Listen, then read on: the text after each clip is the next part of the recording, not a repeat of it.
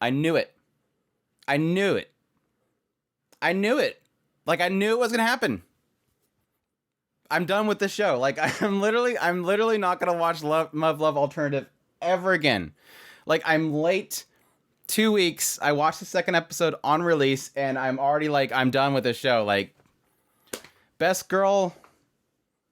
Spoilers for episode 2 of part 2 of Muv Luv Alternative. I freaking hate this show so much. The entire time I'm sitting there going, why are they sitting out there? Like, Beta just attacked and they're just sitting out there. Like, I'm like, she's totally dead. Like, I just had a feeling. I'm like, she's totally dead. She's totally freaking dead. And yeah, sure enough, I'm like, there you go. See, I told you. Best girl gone. That's it. It's gonna be an illusion. It's a drug. It's a drug thing. It has to be the thing that he took. It has to be the injection. I know it's got to. He's hallucinating. Jinjuji's not gone. She's fine. He's just hallucinating. Screw this whole show. Screw this whole show. Why'd you have to be sitting out there moping on the battlefield, you stupid moron?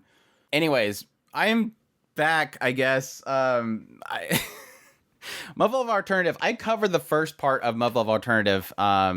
Really enjoyed it. I don't enjoy that anymore. And had a lot of fun covering it episode by episode. Had a lot of fun talking to a lot of people out there. So if you're returning for my part 2 impressions, sorry to say it's over. I'm never doing another one ever again. But no, I'm just continuing. I'm joking.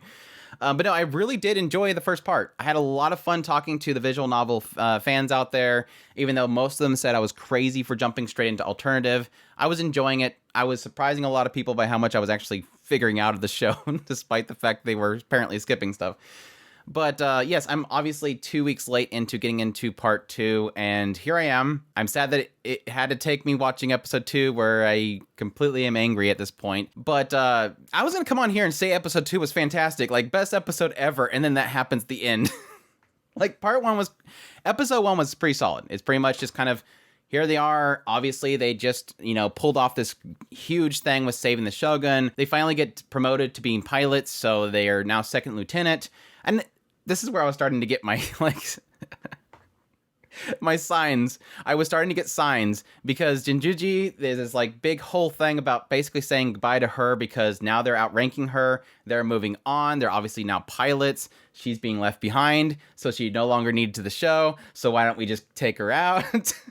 But no, it was really sweet. Like, I really loved episode 1, and I was posting in our Discord saying how much I love Jinjuji. Like, every single time they have her in the show, she's basically the big sis. Like, she is basically big sister.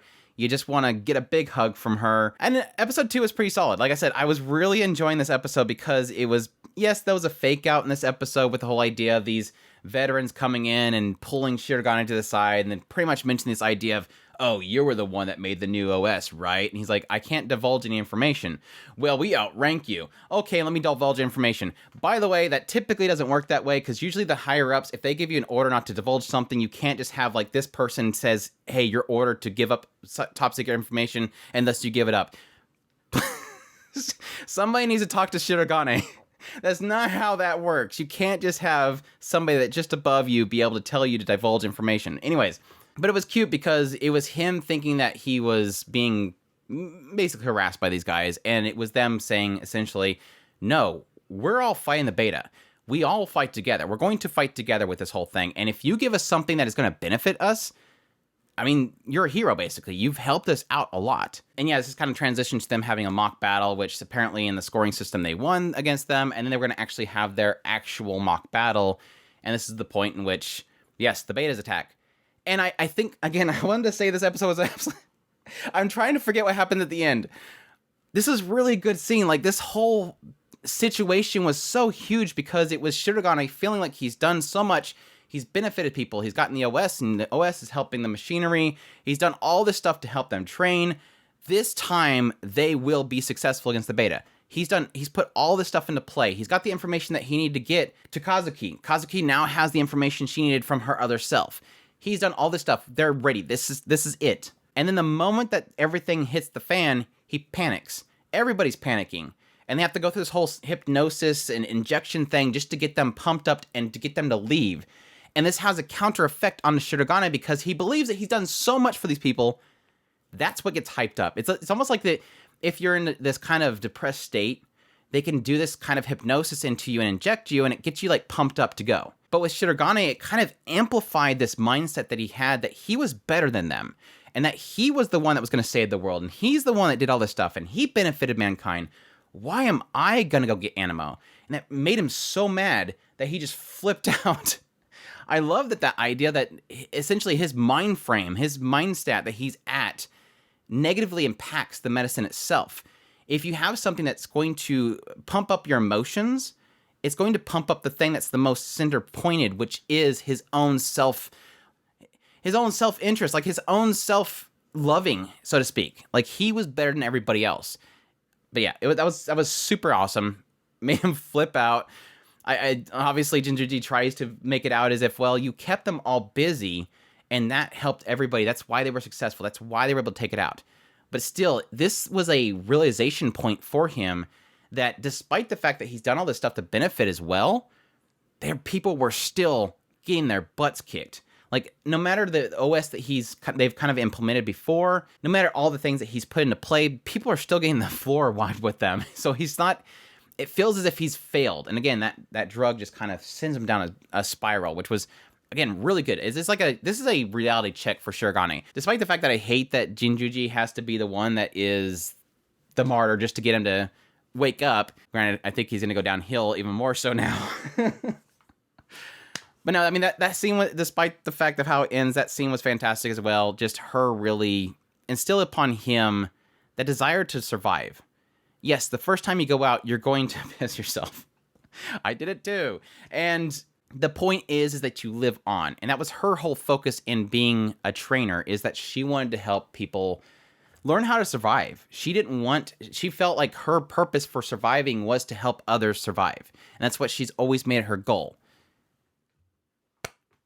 Except not now. Except not now. Except not now.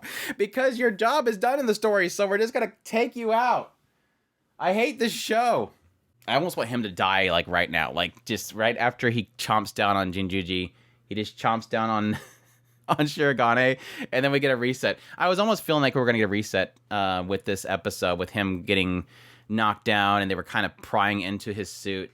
I figured they were going to have a reset point or something like that, but I should have took people by their word. They said this is going to start getting dark. I haven't seen the PV yet for this part, so I don't know. But yes, there you go. I kind of skipped it, but I did like the scene where he finally went back and got the paperwork that he needed from the other side.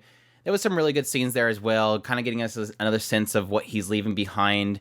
It was really cute to have this point in which the teacher literally just doesn't want to let him go. Like, I almost don't want you to go because you're just a different person now or whatever. It was super cute. And yes, him having this brief little moment with Sumika to kind of... It kind of questions the idea of, how would you feel if I was gone? And she's like, well, how would you feel if I was gone? It's like, yeah, he's kind of living that right now. He's kind of feeling that right now.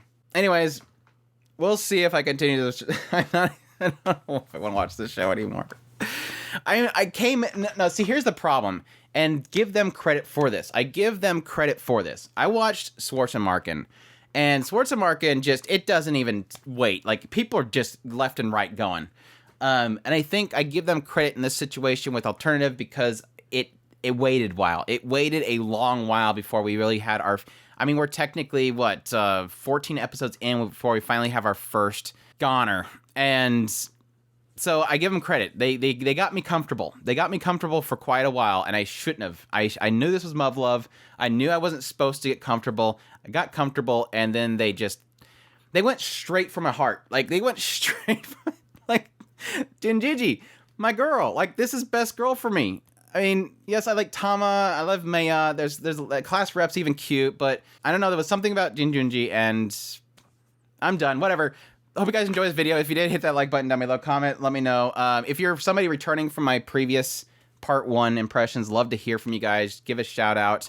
I don't know if anybody's still around from back then. Those were technically like some of my higher performing videos back when I first started doing YouTube, and so I had a lot of fun talking with people, and hopefully we'll have some good turn-ups this time around too. I don't know if I cover it anymore.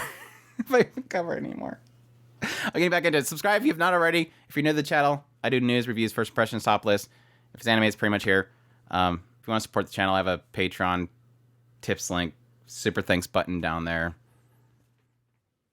Bye. I do appreciate everybody.